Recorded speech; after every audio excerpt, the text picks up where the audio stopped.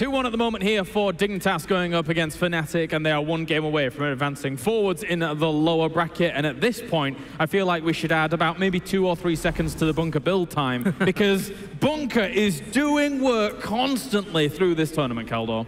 It definitely is, especially the last Bunker was, of course, incredibly powerful.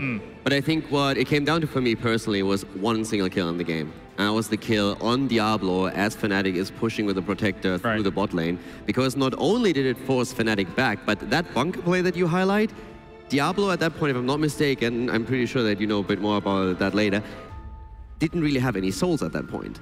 So both of these plays really just hinged on that 1 kill. If he has the souls at the fight up at the top and the Bunker is dropped, I'm pretty sure Fnatic can still win that battle and doesn't lose Diablo. Well, let's actually head over to the replays to get things going, Tejan. We're heading in is the level 20 versus 95. Pause right here immediately. In fact, run it back a tiny bit because there is just a really nice play I want to highlight from Breeze. Forward in slow motion.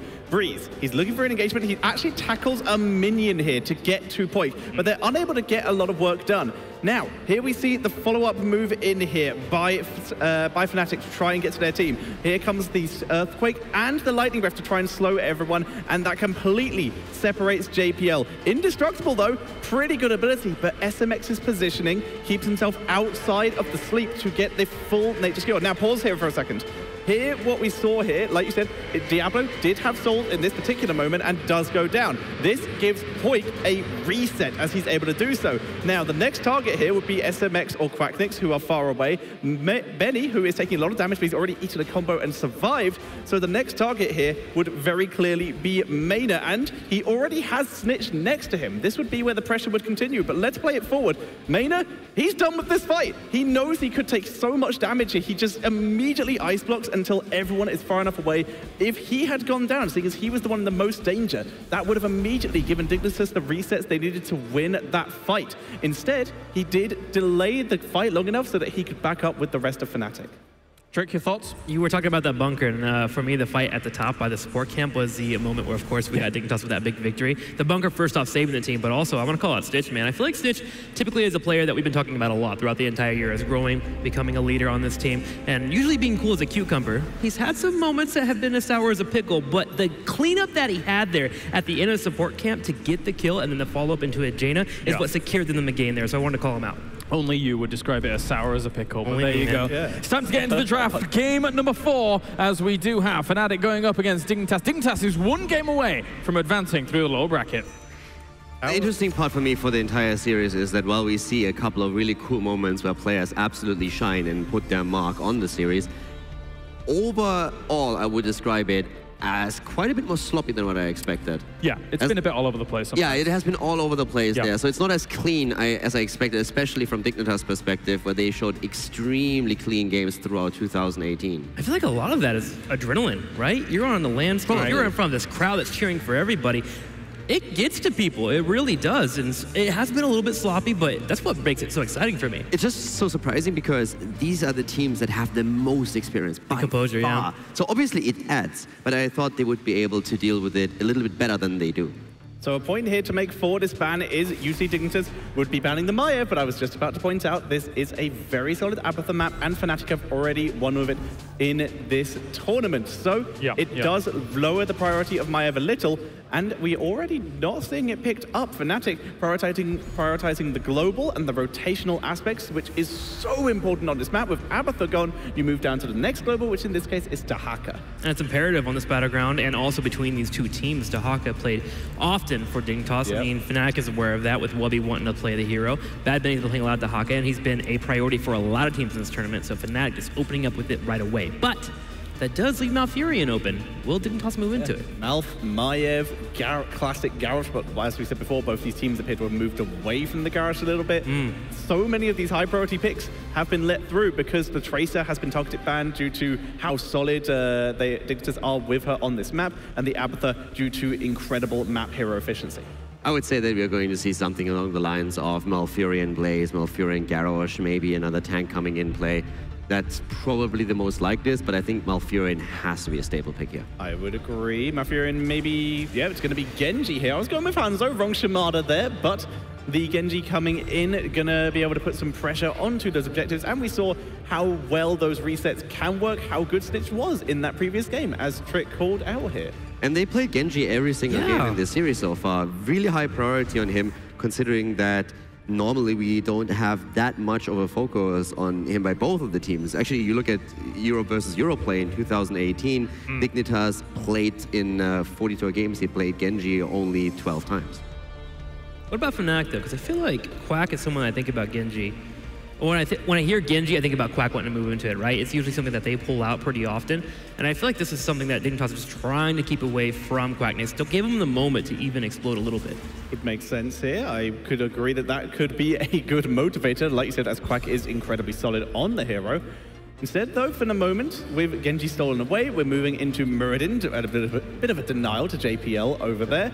A little bit of damage onto the pressure onto the Malfurion as well. And Thrall, we've already seen how well that harassment can work out. And now we have that front line that I thought would have already been a possibility for Fnatic on the last map on Volskaya, when we talked about, okay, what is the last pick since Thrall was taken, and it ended up being Bad Benny. But with this setup, it's likely going to be Quacknix. We're going to have Bad Benny on their Haka, and that means that Mene can actually play a mage that is more on the squishy side because he has a full triple front line that is going to try and protect them. This allows Fnatic to also have aggressive shot calling, especially around the Zappas in particular, as they want to try and force those fights with Dahaka coming in with the burrow, trying to go for those picks. So I love this draft here from Fnatic. This means they're going to bring the fight as often, especially in the early game, as they can to Dignitas. Next pick for Dignitas. Are they going to lock in their tank, seeing as it's Band's phase now. So yeah, removing the Uther here. Once again, you're running a Genji. You want to prevent someone denying you that burst kill because you want to pick up your resets as soon as possible. So banning away the Uther is solid. They already have Malfurion themselves, so they have no concerns about supports. And all is good. Is that a Karazim? Yeah, but I have to call him out. I talked to him earlier already. It's a fantastic cosplay, but he shied away from shaving the head. And that is what really sells it. So if you really have the commitment, you go and get out the clippers, but still, good job. Maybe he was going for the Hugh Jackman skin. Ita, shave my hair. Yeah. I actually told him, like, I would be happy to do the honors. I got the clippers in my hotel room. You want to shave everyone's head, though, man. Like, every time we're in the makeup room, you come up with the same dumb joke. You walk in with a razor. My like, jokes are not dumb, you just don't understand them. That's a huge difference. We talked about this. We did talk about this. The hammer gets banned I need humor. once again in yet another game. Hammer banned again, you're right. From hair-based jokes. Oh my god. Oh, that's Hammer taken away here. Dignitas. Again. This is the first, I believe, Fnatic hammer ban. Dignitas themselves have banned it twice. It's the first time Fnatic are jumping on that bandwagon. Yeah. That bandwagon, yeah. Okay, so just to put the hammer a bit in perspective, we already talked about teams obviously knowing a little bit more here with this ban. This is definitely a scrim issue here. So this is definitely something that has popped up in scrims repeatedly, and from the looks of it, Korea has played that in scrims first, then their opponents started to pick it up as well. And of course, scrim partners start to mingle a lot once you move out of the group stage before you're trying to scrim outside of your group, and therefore teams realized, hey, there are hammer strategies that can be used against us, and then you just use that as a safety ban to make sure that you're not getting blindsided.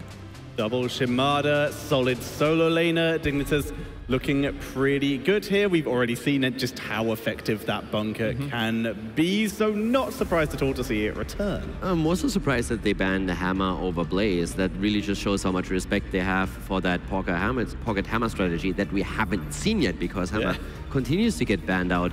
But I really expected them to ban Blaze, and then Wubi could have, for example, gone into a Sonya on the side of Dignitas. And I think that Fnatic would have been able to deal with that. But Blaze is adding that added layer of protection that we've seen on Volskaya to have such a massive impact on the outcome of the game. Curious to see what Fnatic's going to finish up with, because this kind of screams to me that they want to be able to bring the fight to their opponent, and the Sergeant Hammer ban means, okay, we don't know how to fully dive into a Hammer composition, but we know how to handle a Blaze. So I'm trying to figure out what exactly will be their 4th and 5th pickup here to really signify that. I would say it's likely that we're going to see Jaina again. I'm not really sold on Ming, and it has to be a mage. I don't see Gul'dan here. Maybe Kael'thas, if they want some kind of CC. Phoenix, so not going for a mage at all here. Going for that more standard damage here. Got a lot of crowd control. There's many slows, so they're going to get maximum value out of that purification salvo. But it's definitely not what we expected. but it's safer than, say, a Jaina or something would have been due to the teleport. Phoenix has a hard time getting on top of Hammer, though. Like, if he tries to get in there, half his shield's suddenly gone away, and you're in a spot where, like, okay, do I want to fight, where I don't want to fight? It makes a little bit more sense now. You get knocked backwards when you're trying to Purification Salvo before you're even scanned. It's a nightmare. So what's the final tank? I wouldn't mind something like ETC, but Johanna against the auto attacks from the Phoenix and the Thrall could also be incredibly impactful. I want a noob. Dub out the salvo, something that has a helpful way to try and delay that or stop it in the middle of the casting animation. If you want to try and dive back on your opponent after a Dragon Zero, you can land it on Stukov. It's going to be Johanna. Johanna. Yeah. Sticking with normal, blinds onto the majority of these heroes works. It prevents the cooldown reduction onto Haka's tongue. Muradin, of course, can gain benefits from auto attacks. Wind Fury and, of course, Phoenix. Johanna was the safe That's not a bug, though. But it doesn't let them dive, like you said. It feels like, aside from not having like a Garrosh, for example, which, by the way, didn't turn up at all in that in draft. which universe is that joke funny? It's hilarious. Let's go for predictions. Trick wants a noob, but he found out to be one himself in terms of jokes. There we go. That's a joke. That's how you deliver a joke. No. You see that? Learn from this man. Overall, I really quite liked both teams' drafts, but I think I'm going to lean over to... Dignitas. I think the Johanna it's a safe choice, but it is also a solid choice. It's going to give them a lot more protection for their backline, which is going to let those Shamadas really start to do work. I think the games have been incredibly close, and so far mostly voted with who I thought had the better draft. I think Dignitas now picked up the momentum as well, and I think they're going to close out the series with the 3v1 now. I think Tetra and Caldor are wrong about everything when it comes to drafts, so I'm actually going to go with Fnatic here. Oh yeah, well we have our expectations. Sorry, my shoulder is looking at you. That's on jokes. We're good on jokes. Thanks for leaving me hanging there. Like that just added to it. Like I'm just done. But here's the best bit. I think the draft's phenomenal on Dignitas' side, and I'm going Dignitas. I think they have like 5 top-tier heroes. So, sorry, sorry, Trick, sorry, even. I don't need apology. We're going to game 5. I was apologizing to you yesterday, but now that's how that's going. So let's check in with the hashtags as well. 46% to 54%. Slight flip-flop goes on in Twitch chat, but that's fine because Dignitas from that last game looks pretty good. Let's head over to the commentators as well. What do you guys think about the draft? It seems like Dig's in the right spot. Yeah, not only 5 top-tier heroes, but a duo that Dignitas had a lot of success with throughout Part 2, and that's Oix Hanzo and Snitch's Genji. Right. Oof. I am never going to vote against Johanna, Blaze, Malfurion, Hanzo. I think that those 4 heroes are debatably the best composition that can exist in heroes. You have a Genji behind that? It feels like GG here. Dignitas has a lot. Seems that way. Might be figured out. Let's head into game number 4. Thank you very much. So what are we hoping from Fnatic then to be able to counter such a strong duo or trio or quattro or like whatever 5 is of Dignitas? Pick on Whoopi. That is the only thing I've got left at this point in time. They have to find a way to try and manipulate some of the difficulties he's been having here at MSB. Well, there is a lot of stun lock on this side to try to keep him from getting into that bunker. So let's hear it for Bad Benny playing Tahaka, Muradin played by Breeze, Quacknix on Thrall, Stukov played by Smexy, and Meta on Phoenix. This is Fnatic. And 1 game away from ending Fnatic's dreams is Dignitas. Snitch on the Genji, Zalea will be on Malfurion, Poik playing Hanzo, Blaze played by Wubby, and Johanna played by JPL. Let's hear it for Dignitas!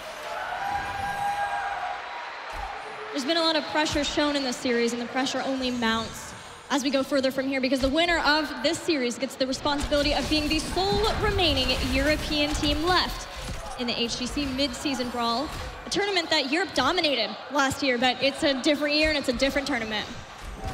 The winner of this has to go on to take on the last hope of North America, Tempo Storm.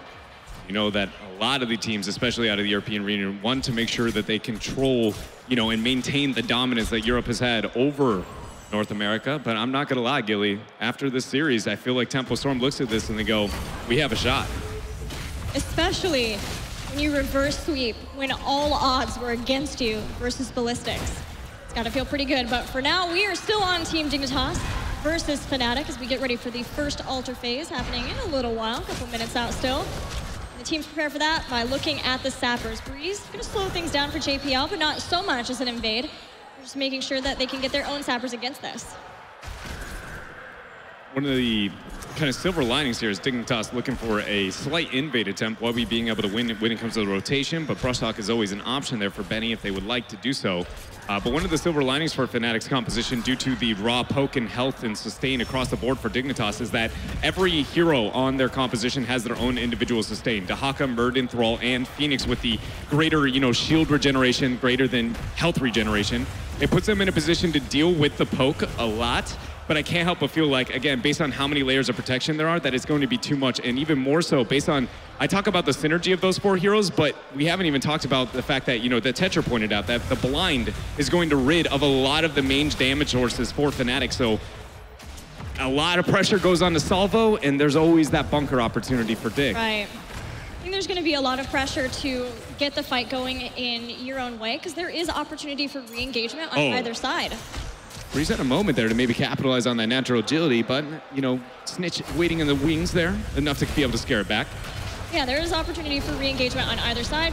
Talking about Earthquake, nice Iron Skin. From JPL, he's had great Iron Skins this entire series. But also with the Blessed Shield and the Dragon's Era, too, to follow up.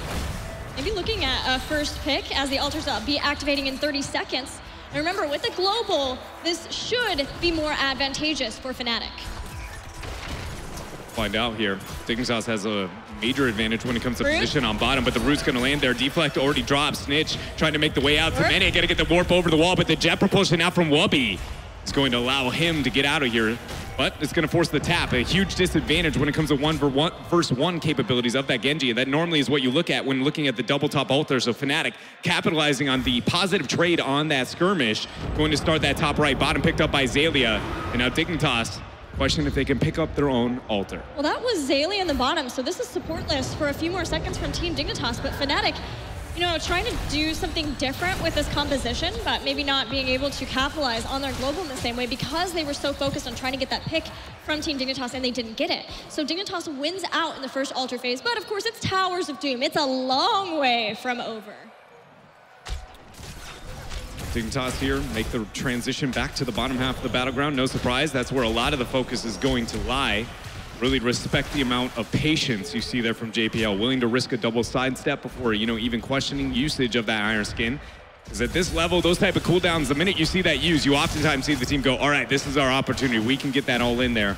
It's the small things that matter here. Both teams got their sappers right around the same time. We saw Dignitas not necessarily get the same or get the amount they would hope for out of the sappers because of the silence. And now Fnatic, because the timing was faster for these to be back up for Dignitas, they captured a little bit faster before, hoping for an invade, but Dignitas moves all the way back out. They collapse. They've been very diligent about making sure to bring down Wubby. And Fnatic don't want to bring down Bad Benny. They want to keep Dahaka up in the top, seeing if they can get an advantage there. So they back off yet again, and Dignitas claims their sappers. Let's see if they can get more done with it this time. The Stukov will be able to stop them from being able to aggress in, charge in.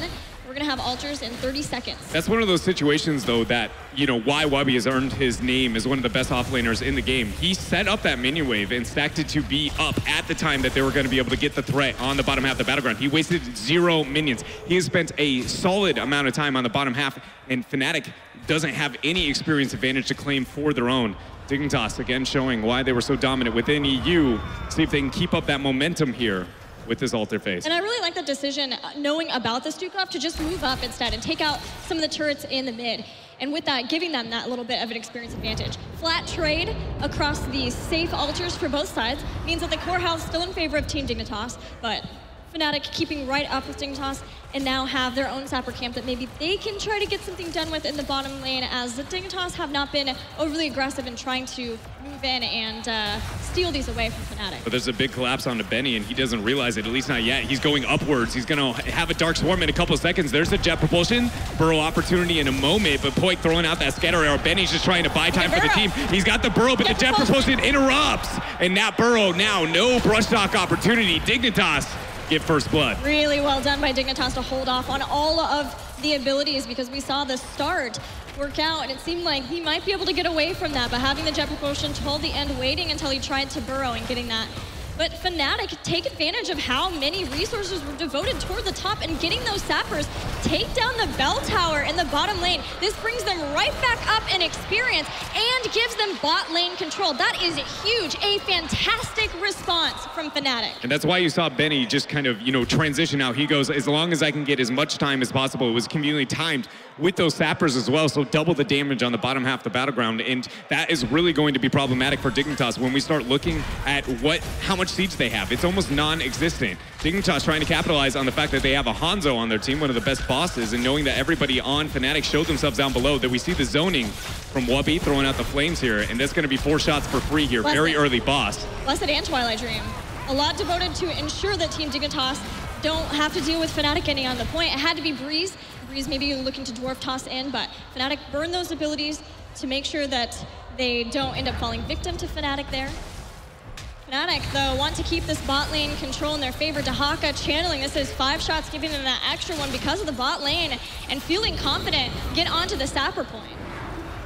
I can't help but feel like that boss decision-making from Dignitas is going to be the thing that we look at in a couple of minutes and go, that is why they are in this winning position, able to control Fnatic. Because, again, the lack of siege that Dignitas has, they're in a window where oftentimes you just see Fnatic go, we're going to keep you down on bottom. We're going to make sure we really dictate the rotations and control. Dragon Zero is going to use on the Smec, stopping the lurking arm. This is very well done there to make sure that they can ensure this bell tower gets converted right back into their favor. And so often when we see that, when a team doesn't have the siege, they just constantly are overly responsive. Very few times you have a moment to make any kind of other rotation onto the battlefield. So Dignitas from beginning to end, color me impressed here on the transitions on towers. Yeah, it's been amazing to see them use these abilities to ensure that they get what they want, whether it's the Dragon's Era there or making sure that they can get the boss too, but it does mean that they're on not all the same timer. So they'll have to be playing it safely until they can get them all back up before they get ready for the next fight, but taking back bot is huge and sets them up nicely for this next Ultra phase, which is going to be mid and bot.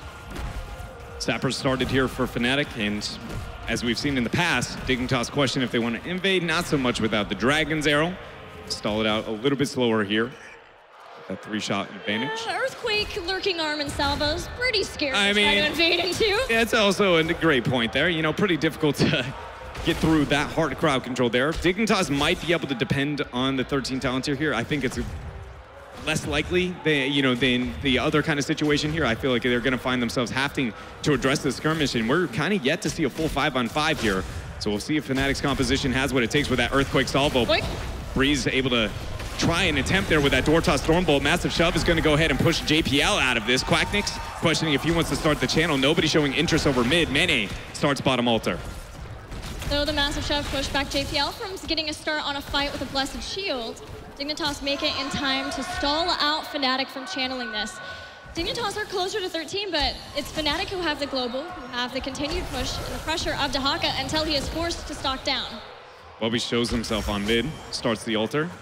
Thrall trying to get the delay. Stops the Thrall. Oh my goodness, Poik here clutching it out. Second Dragon's Arrow used for massive gaining control here. Not so much the team fighting, but just understanding the win conditions. Blessed Shield, Twilight Dream, and the Jet Propulsion goes in along with the X-Strike.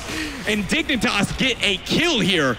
Dig is just so clean on how they're playing this game, and Fnatic need to find a way to hit the pause button. Otherwise, it's going to be the end of this series. What's problematic for Fnatic, too, is they were willing to bring Benny down, but because he didn't do it until Dignitas struck, it takes time to brush stock down. And in that amount of time, Dignitas wrecked a Muradin, stun locked him from being able to avatar out. That has to change for Fnatic. They need to be more quick on the uptake of realizing when Dignitas want to strike, and it looks like they want to strike right about now. Quacknix goes down, and then Iron Skin actually keeps a JPL alive through that salvo. Bunker also there to be able to aid the team Dignitas, but Gilly, games 1 and 2 were a bit, games 1, 2, and 3 for that matter, a bit shaky there for Dignitas, but this feels very much more, what I felt like we could expect for this team coming into the mid-season brawl. It feels like something happened in that last game where a flip has been switched here, or a switch has been flipped, excuse me there, and the control, decision-making, willing to risk, again, that Dragon's Arrow back-to-back. They're taking these small win conditions that they need to be able to gain the upper hand here. And even though they're unorthodox, they're equally, if not more, effective. It's a dig that is always keeping in mind that, yes, we can fight, but you don't win off of fights, you win off of objectives. And Team Dignitas seems like they are baiting those fights consistently, but always in the back of their mind and in their plays, focused on getting the altars, the bigger deal for them. And that gets worse for Fnatic now. Now, thankfully for Fnatic, as this triple altar phase is about to start, Team Dignitas do not have 16 ahead of them. Dignitas are still gonna invade in. Shove misses. Yeah, the shove missing there is going to be a pretty big cooldown. No Iron Skin Force, at least not yet. JPL, again, very patient with that. This is the moment where Fnatic, with not only with the sapper pressure, but having the global advantage, that they need to be able to kind of, claim more for themselves than Dignitas. Otherwise, as I've said before, it feels like this game might be too far out of reach. Snitch is going to go ahead and delay in the top left. Is poking and prodding his Poik, but he actually misses Stormbolt there, but the Nature's Cure, he throws down the root to get the peel and natural agility out from the Earthquake.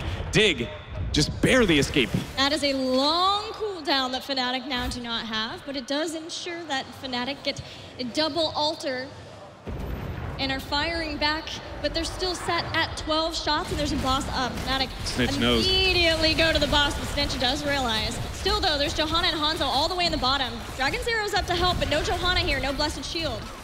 Will Dignitas risk this here? Actually, Fnatic backing out whatsoever is very much going to be a very clear yes, but look at, they catch in the rotation. They end up finding it. The Lurking Arm is there. Jet Propulsion and Bunker are too little too late, and they end up losing JPL. Quacknix falling very low. X-Strike drop from Snitch, and he ends up getting the kill. Salvo drops 1-for-2 trade in favor here of Fnatic. Snitch went back in and made it a trade between the two, but losing Johanna there was unfortunate for Dignitas. But Dignitas stopped the boss from Fnatic. They still have the experience lead, and they still have a slight core health advantage of 19-12 as well. So Team Dignitas, have to step back for a moment now, losing those two, but it does allow Fnatic to get back into this game. Stormbolt does land there. As the Lurking Arm goes down. Wubby misses the Jet Propulsion. No drag Bunker attempt yet. We see the drag actually onto the backline. No bunker, as you said. Twilight Dream ends up getting used. Zalia buying time for the bunker opportunity. Look at that scatter arrow damage is enough to threaten them back. And my goodness, Dignitas here in a 3-versus-4, able to steal back their sappers. Bursting arrows, not too bad. Snitch there for a moment. I thought he found himself a free Benny kill. Very clever kind of moment. As we got 25 seconds from the next altar, Fnatic will be able to get that 16 talent here. And again, the game didn't get out of control as much as I expected here for Dignitas. So we got to find out if Fnatic can figure out ways to approach this fight, because so far it's just been Dignitas really kind of just outmaneuvering Fnatic at every corner. Dragon's Arrow's out. The focus is on Muradin. It was just try to isolate, and it works. Team Dignitas take him out in the blink of an eye, making it a 5v4. How many times have we seen, across the world that the Dragon's Arrow is almost always used on the kill target, but Dignitas constantly just going, if you're going to isolate, we are going to get the kill on the front line. We do not need it there. Shout out to Poik specifically, though, not only for the cleverness of the uses, but think about what that does positionally. He has to always consider not only where is my kill target for my scatter arrows, but where is my opponent to make sure I can get that past them to end up hitting the Dragon Arrow again onto the back line. Bell Tower is not going to be fully converted, not yet, but it looks like Snitch is going to remain down there to help finish that conversion. Fnatic not all-inning onto this boss. It was definitely the last opportunity they had to make that happen. Yeah, it wasn't quite fast enough bringing it down. Didn't have Muradin and not enough people to feel confident in doing so, but the problem with that is losing this boss puts their core one altar away from being taken out. It's already at 8, which means Sapper Camp plus the 5 shots that Dignitas get. If Fnatic can't take back their bell tower, there's going to be another Dragon's Arrow, and Snitch quick to follow up from that. X-Strike goes down. It's on Mene, but he gets the warp. Now the Lurking Arm is actually enough for Fnatic to retreat out of the situation. Poik got a lot of damage there onto Benny. Surely not a appealing skirmish there for Fnatic, but the fact that they were able to hold their own after all heroics were used by Dignitas is something that they need to capitalize on. A conversion of the bell tower, something Nature's Cure actually used. Jet Propulsion lands onto 2 in the backline. Benny ends up dropping his passive. He'll be able to heal. Massive shove pushing away JPL. Snitch waiting down below your screen. He's looking to try and find a reset, but Poik not setting the health bars low enough to enable anything here. And 14 seconds out from a very, very difficult position for Fnatic. If they fail in this skirmish, they have nowhere to run but up. Snitch avoids the Stormbolt. Avatar is done. But other than that, Fnatic have all their heroic abilities, and Dignitas aren't quite there yet, though they do have Bunker. And that has been important to being able to stay alive. Really early teleport use there from Mene. Breeze tries to go in, bait out that Stormbolt, kind of feign interest in a different direction. Didn't connect. Wubby getting punished, the lurking arm, no bunker opportunity. He's trying to get out of here. He will make it out, but the silence still there. Bunker now set down. Bunkers keeps Blaze and Genji alive. Genji inside this purification salvo will hit one off of the drag. Hanzo goes down. Fnatic have been able to find a kill. All due to the massive shove there, pushing JPL so far away. And again, Fnatic, that was a absolutely clutch opportunity for them, because if they failed there, it would have been very difficult to lose just only 1 to 2 members like we see Dignitas able to do so there. Also, shout out to Benny, huge drag onto Poik to be able to set up that kill. ISO was also very good. Almost was able to give them that kill on Wubby, just not quite. Made it to the bunker inside. And speaking of Wubby, he is right back in the fight. Snitch following up too. X-Strike drops down on Smexy. Has to shove him back in. That's enough. That's enough to get Genji off of him. Can he get the cooldown? Twilight Dream actually going to get dropped. Breeze goes in with the door toss. Azalea stuck in a corner. Snitch questioning if he can make it back in. His Quack falling very low. Breeze is going to be the first to drop there, giving reset over to Snitch. Is this all that remains? Because that bell tower has not been completely converted. There we see Fnatic finish it off there, able to get the retreat, but the jet propulsor landing onto Benny. Lurking arm root landing by Smex, but Dragon's Arrow from downtown, it's a dodge there from Mene and friends. A bit easier, you know, some from the past Dragon's Arrow, but Dignitas capitalizing on the split decision-making there from Fnatic, looking for the conversion on the bottom half and says, well, we'll just take a 4 versus 4 if that's what you're gonna give us.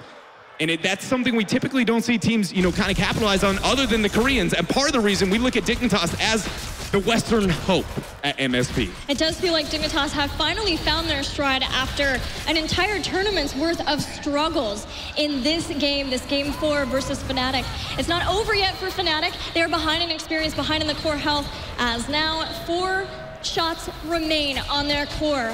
Fnatic must do what is almost impossible, because Team Dignitas are very close to Storm Tier talents at 20. These altars will be activating soon in Fnatic. They gotta fight for both of them.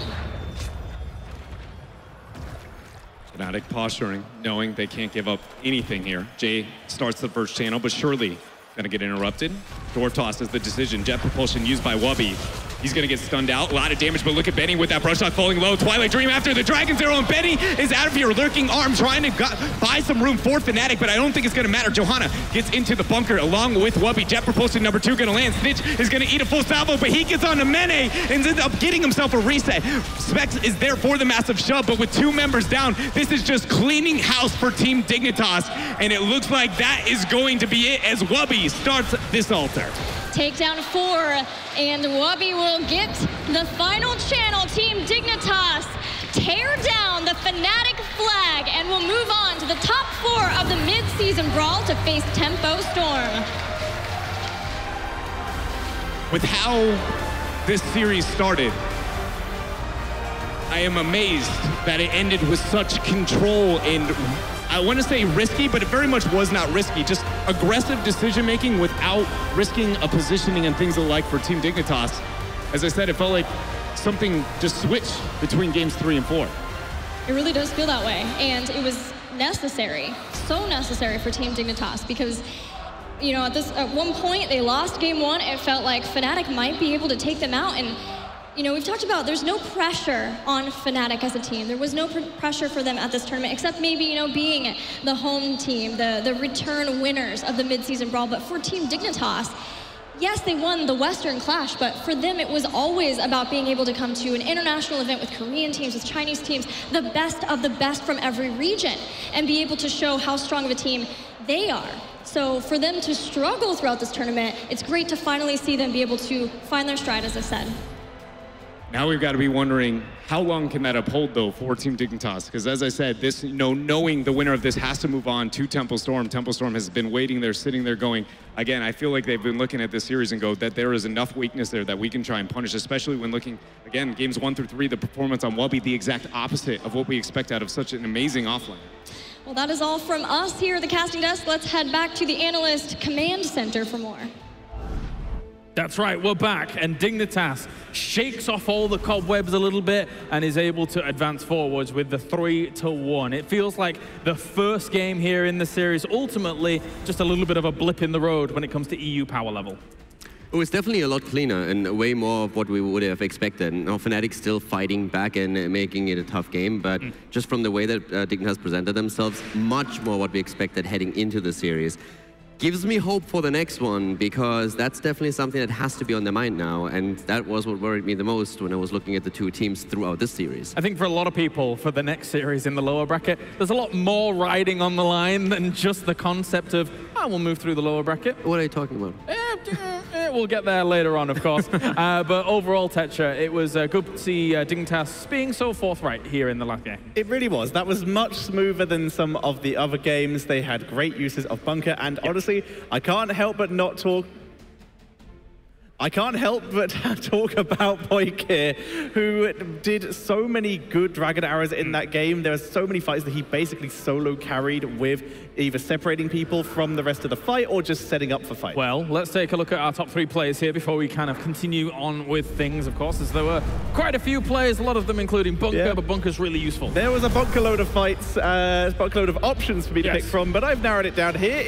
This is not including a bunker. In fact, this is where Breeze absolutely murders people. Where you just see, this is after the initial replay that I showed and analyzed, where Breeze, Hellgate, and as Caldor pointed out, into the Shrine as well, and he just murders Greymane with Sonya closely following behind. Now, number 2. This one is actually just quite fun to see. Once again, this does include a bunker where Quacklix is absolutely saved here by Benny. And Benny also catches the double stun as Genji, trying to finish off Quack, dashes in with his Swift Strike to try and kill him, and dashes into the Blaze stun, so gets caught out. And finally, we drop back to the Volskaya Foundry here, where it is a huge fight, and right now Dignitas completely enclosed into a corner, but the Bookmobile coming out from Zalia completely shuts down this chase. You see them moving in and full sleep, and even though Dignitas did lose that fight in the end, that really saved them it potentially backfiring much more, because if they had stayed trapped in that corner, they probably would have lost way more members. The moving sleep. I'll get your thoughts in a moment, guys, as we are ready to head over to the interview as Dignitas moves on. Dignitas moves on, but last year's MSB champions are out of the tournament. Boylk, was that series what you expected from them? They played really well first map. We expected it to be more one-sided, like 3-0, because we feel really confident after yesterday's series against Genji.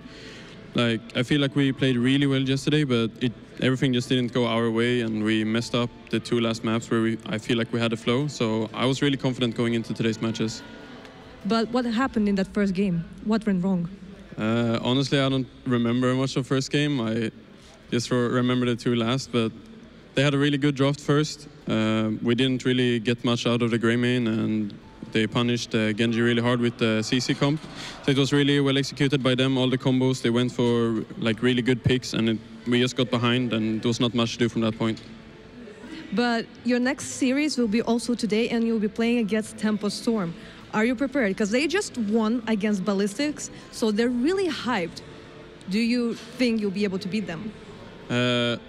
Before we got to Stockholm even, we scrimmed against Tempo a lot, and we know they play really well, and we had some good sessions against them.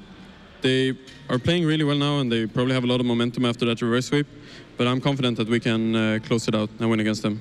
Do we have a good chance to see you in the finals? I hope so, but we first have Tempo Storm to beat, and after that there will be a Korean team in the loser bracket final, so it will definitely be a hard road. Okay, well, thank you very much for your interview. Good luck in your upcoming series against Tempo Storm. Analysis desk, your final words. Thank you very much, Heku. Of course, there with Dignitas looking strong. Always good to hear from Poyok. Let's check in with the bracket, and then you guys can talk about what you've been dying to talk about, because I've been speeding things along.